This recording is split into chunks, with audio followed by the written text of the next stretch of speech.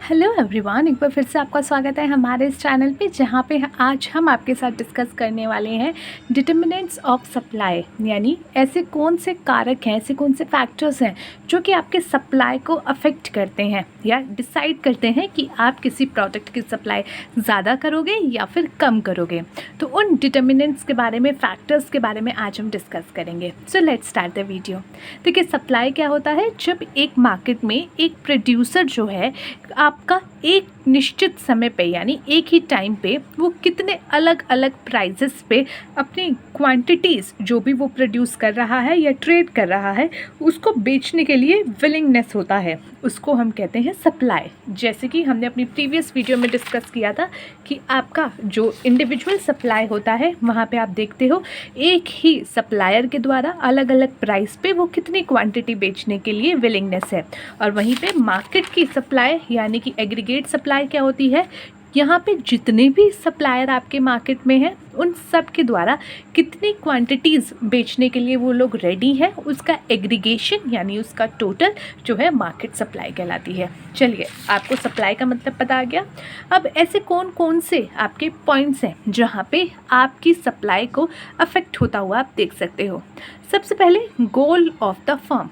अगर आपकी फर्म का जो मेन ऑब्जेक्टिव है, लेट्स सपोज आपका ऑब्जेक्टिव है पैसा कमाना, क्योंकि आपको पता है अगर आपके पास पैसा है तो लोग पूछेंगे कैसा है, अदरवाइज आपका हाल कुत्ते जैसा है। तो ये एक बहुत ही क्राइम पेट्रोल का फेमस डायलॉग चलता हुआ दिखता था। तो वहाँ उसी तरीके की यही सिचुएशन आपकी ऑब्जेक्टिव पे आ जाती है। लेट्स सपोज आपके बिजनेस का जो गोल है, ऑब्जेक्टिव है, वो है ज़्यादा से ज़्यादा प्रॉफिट अर्न करना। तो ऐसे सिचुएशन में आप जब प्राइस बहुत ज़्यादा होगा तो आप ज़्यादा सप्लाई करोगे ताकि ज़्यादा आप प्रॉफिट अर्न कर सको, सिंपल। और वहीं पे अगर प्राइस कम मिल रहा है या फिर जो है आपका जहाँ पे आपको ज़्यादा प्रॉफिट दिख रहा है, आप उसी प्रोडक्ट को सप्लाई करोगे।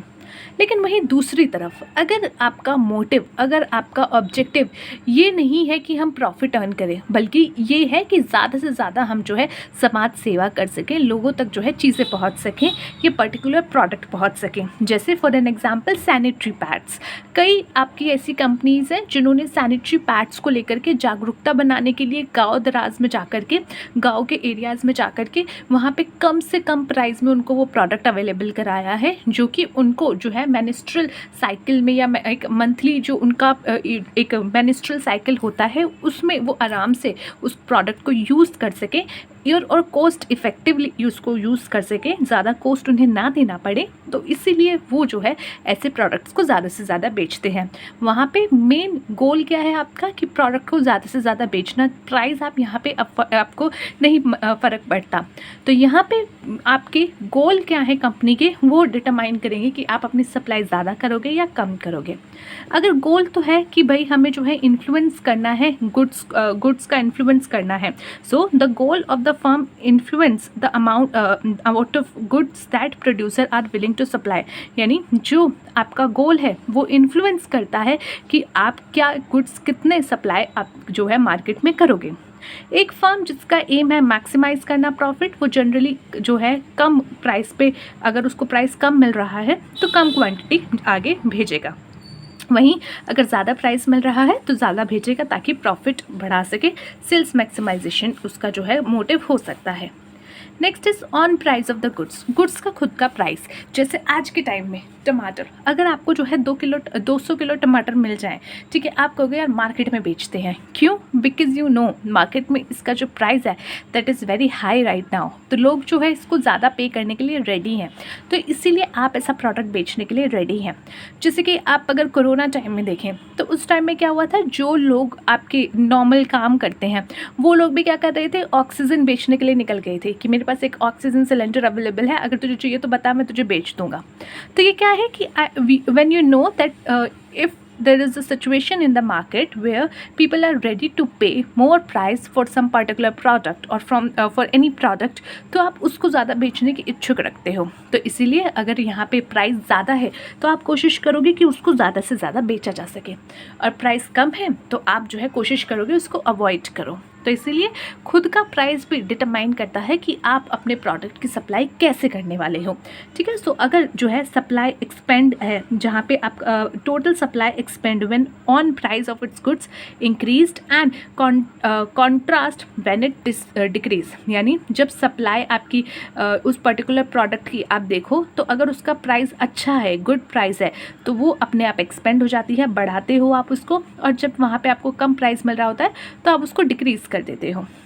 As the on price of the good rise with cost and the price of all the other goods unchanged, production of that good become profitable।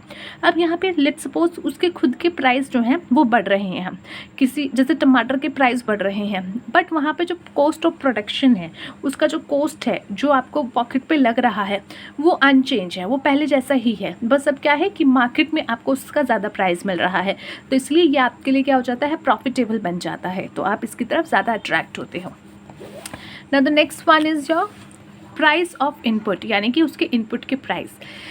जैसे कि आप देखो कि कोई प्रोडक्ट आप बेच रहे हो, ठीक है, इसका एक बहुत ही लेटेस्ट एग्जांपल हम आपको बताते हैं, जैसे कि आपकी गाड़ियों का, ठीक है, गाड़ियों में आपकी क्या होती है, एक चिप लगती है, ठीक है, एक चिप होती है जो कि गाड़ियों में भी लगती है, आपके फ़ोन में भी लगती है और कई सारे डिवाइसेस में लगती है। अब वो चिप क्या है, वो उसका जो है वो आपकी गाड़ियों में लग रही है। लेट्स सपोज ये चिप जो है बहुत ज़्यादा हाई प्राइस पे चले जाए, अभी तो जैसे उसकी अवेलेबिलिटी भी बहुत कम हो गई है, सेमीकंडक्टर चिप हम इसको कहते हैं, मैं ये नाम याद कर रही थी, अभी याद आ गया। तो सेमीकंडक्टर चिप्स हमारी ये होती हैं। अब ये चिप लेट्स सपोज बहुत महंगी हो जाए, तो ये जिस प्रोडक्ट में लग रही हैं वो सब के सब महंगे हो जाएंगे। क्यों? क्योंकि आपका कॉस्ट ज़्यादा हो जाएगा। या लेट्स सपोज अगर आपका जो है ये सारे कॉस्ट बढ़ जाते हैं, लेकिन मार्केट में आप एकदम से प्राइस नहीं बढ़ा सकते, तो आप अपना प्राइस उतना ही रख रहे हो, पर आपकी पॉकेट से पहले जो चीज़ बनाने में 10 रुपये लग रहे थे, अब 12 रुपये लग रहे हैं, और मार्केट में वो चीज़ 15 रुपये की ही बिक रही है। तो ऐसी सिचुएशन में क्या हुआ कि जहां पहले की सिचुएशन में 15 रुपये में बेच करके आप 10 रुपये का कॉस्ट लगा रहे थे, वहां पे आपको 5 रुपये का प्रॉफिट हो रहा था। बट अब इस सिचुएशन में क्या हुआ कि आप जो है 15 रुपये में बेच रहे हो, लेकिन आपकी कॉस्ट जो है वो 12 रुपये हो गई है, तो यहाँ पे आपका प्रॉफिट हुआ 3 रुपये। सो 5 रुपये एंड 3 रुपये, यानी कि जो आपका इनपुट था उसका प्राइस बढ़ने के कारण यहाँ पे आपका जो प्रॉफिट मार्जिन है वो कम हो गया है। सो प्राइस ऑफ इनपुट जैसे सच एज लेबर का प्राइस बढ़ गया, मशीन का प्राइस बढ़ गया, रॉ मटेरियल का प्राइस बढ़ गया, या वो आपके सारे प्राइस जो कि आपका कॉस्ट ऑफ प्रोडक्शन डिसाइड करते हैं, उसमें अगर प्राइस में बढ़ोतरी हुई है, तो ऐसे सिचुएशन में क्या होगा कि कॉस्ट ऑफ प्रोडक्शन जो है वो इंक्रीज़ हो जाएगा और प्रॉफिट जो है वो रिड्यूस हो जाएगा। 5 की जगह जैसे 3 हमारा हो गया। इसीलिए यहाँ पे आप क्या करोगे, अपनी सप्लाई कम कर दोगे, कहोगे कि यार मेरा प्रॉफिट कम हो गया, मैं इसमें नहीं करते, प्रॉफिट ही नहीं है, जेब में ही कुछ नहीं आता, एक अठन्नी बचती है टाइप्स वाला situation. So you will start avoiding this product to supply, okay. And अगर इसका वाइस वर्सा होता है, कोई ऐसा प्रोडक्ट है जिसमें मार्जिन अच्छा बनने लग जाता है, जहाँ पे कॉस्ट ऑफ प्रोडक्शन कम हो जाती है, तो आप सोचते हो कि यार इसको बनाते हैं, because here in this situation हम जो है ज़्यादा प्रॉफिट अर्न कर पाएंगे। Next is technology. टेक्नोलॉजी का मतलब होता है कि जिस तरीके से आप अपने इनपुट्स को कंबाइन करते हो और एक आउटपुट तैयार करते हो। जैसे आपकी मशीनरी है, कोई प्रोडक्ट है, बनाने की मशीनरी है, सेटअप है, तो वहाँ पे क्या है कि कैसी टेक्नोलॉजी है, किस तरीके से जो है आप अपने इनपुट्स डाल सकते हो और अपना आउटपुट निकाल सकते हो, तो उसको आप जो है टेक्नोलॉजी के रूप में देख सकते हो।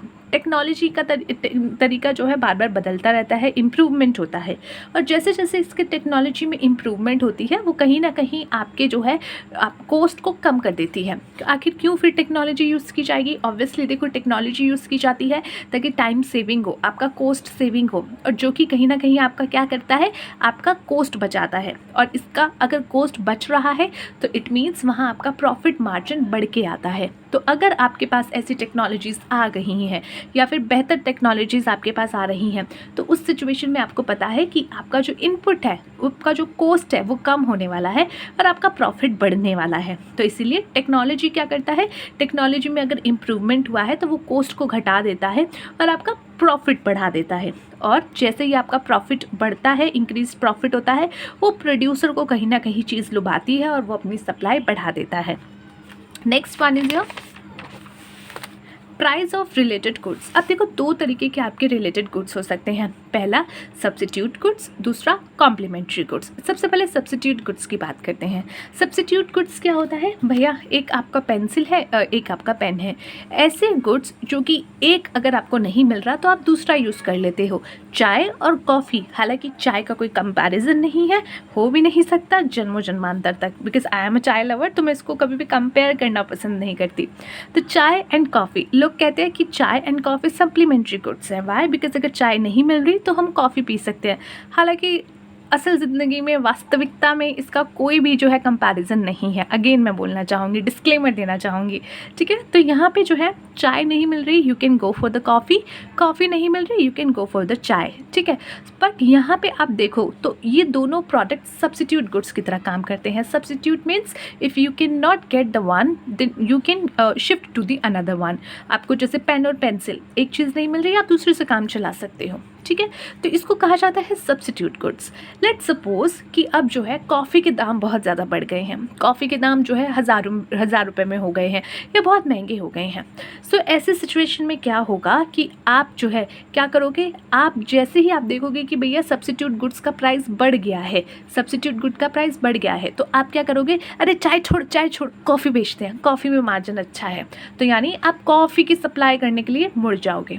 तो इसी तरीके से अगर if the price of one production substitute rise, the supply of another substitute will decrease। जैसे अगर प्राइस आपका कॉफ़ी का बढ़ गया तो आप क्या करोगे, कॉफ़ी का सप्लाई करने के लिए निकल जाओगे, चाय को छोड़ दोगे।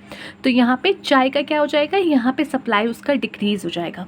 एंड वाइस वर्सा, अगर आप जो है आप कॉफ़ी की तरफ से अगर देखो तो भैया चाय के जो है प्राइस गिर गए हैं, ठीक है, या चाय के प्राइस गिर गए हैं, तो आप कहोगे यार चाय के प्राइस गिर गए हैं, छोड़ कॉफ़ी बेचते हैं, कॉफ़ी बेचते हैं कॉफ़ी। तो ये चीज़ होती है कि एक सब्स्टिट्यूट गुड का अगर प्राइस घट गया है तो आप दूसरे की सप्लाई बढ़ाते हो, और अगर उसका जो है प्राइस बढ़ गया है तो आप दूसरे की सप्लाई घट जाती है। तो इस तरीके से ये इन्वर्स रिलेशनशिप यहाँ पे मेंटेन होता है। ये इन्वर्स अफेक्ट नॉट रिलेशनशिप, ये इफेक्ट जो है इन्वर्स पड़ता है। वहीं कॉम्प्लीमेंट्री गुड्स यानी तू जहाँ मैं वहाँ टाइप्स वाला, ठीक है, चड्डी बड्डी टाइप्स वाले सिचुएशन के तू और मैं दोनों साथ साथ हैं, जय और वीरू वाले, ठीक है। हालांकि ऐसा कुछ होता नहीं है, बट दैट्स द एक तरीके से कह सकते हो सिचुएशन इन कॉम्प्लीमेंट्री गुड्स, यानी कि एक के बिना दूसरा नहीं चल सकता। Let's take an example, just like your car and petrol.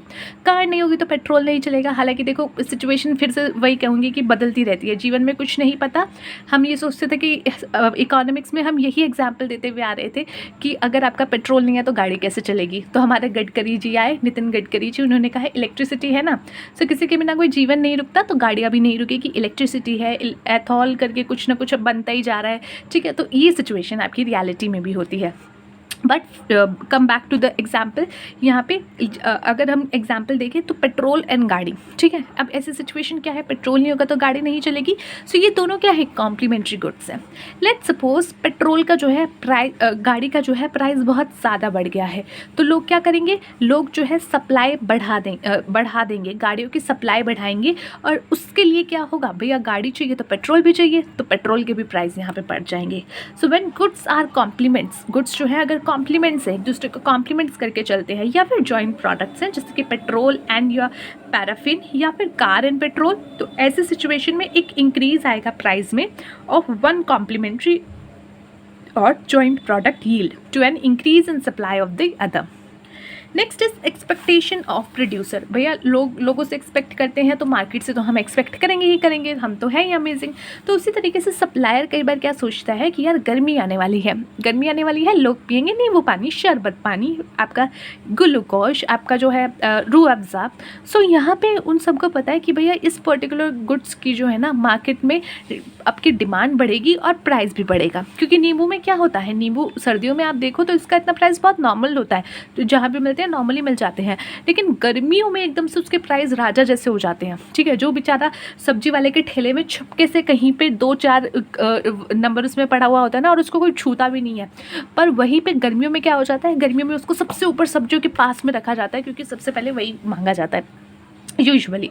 तो यहाँ पे क्या है कि जैसे आपकी एज अ प्रोड्यूसर लोगों की एक्सपेक्टेशन होती है कि भैया नींबू जो है, गर्मी का मौसम आने वाला है, लोग मांगेंगे, प्राइस अच्छा मिलेगा। तो ऐसे सिचुएशन में वो बाकी नींबू जो अभी हैं उनको बचा करके रख लेते हैं और अभी मार्केट में सप्लाई नहीं करते। और जैसे ही उसका प्राइस बढ़ता है मार्केट में, जैसे ही ऐसा एक्सपेक्टेशन आती है कि इसका प्राइस बढ़ जाएगा, वो मार्केट में उसको निकाल देते हैं। ठीक है, सेम ऐसे कई चीज़ों के साथ होता है। फैशन से रिलेटेड आप देख लीजिए, वहाँ पर ज़्यादा आपको दिख जाएगा कि वहाँ पर अगर एक्सपेक्टेशन है प्रोड्यूसर का कि यार इसका फैशन दोबारा आएगा, ये प्रोडक्ट का फैशन आएगा, तो वो बचा के रखते हैं, अभी उसको सप्लाई नहीं करते हैं। एंड इन द फ्यूचर वो क्या करेंगे, फिर उसको सप्लाई कर देंगे। तो जहाँ पे प्रोड्यूसर का एक्सपेक्टेशन है कि अगर प्राइस हाइक होगा तो वो क्या करेंगे, वो फ्यूचर के लिए उसको जो है एक तरीके से पास ऑन कर देंगे, कि शिफ्ट कर देंगे। और वाइस वर्सा, यानी अगर लग रहा है कि कल को इसका प्राइस ख़राब होने वाला है, गिरने वाला है, लोगों को नहीं पसंद आने वाली, तो वो क्या कहते हैं, ले जाओ फटाफट ले जाओ, जो मिल रहा है लेके जा भाई। तो जैसे होता है ना, क्लियरेंस सेल्स आपकी लगती है, या फिर जो है आप देखोगे सेल 2 के साथ 1 फ्री वाला, वो इसलिए किया जाता है because they know that people are not going to like it in the future and there are many chances कि इसके जो है प्राइस फ्यूचर में कम हो जाए। सो इसीलिए सप्लायर उसको अभी से निकाल करके अपने दरवाजे के बाहर फेंक आते हैं। So that's it for today guys, let's see you in the next video. Till then take care of yourself and take care of your health.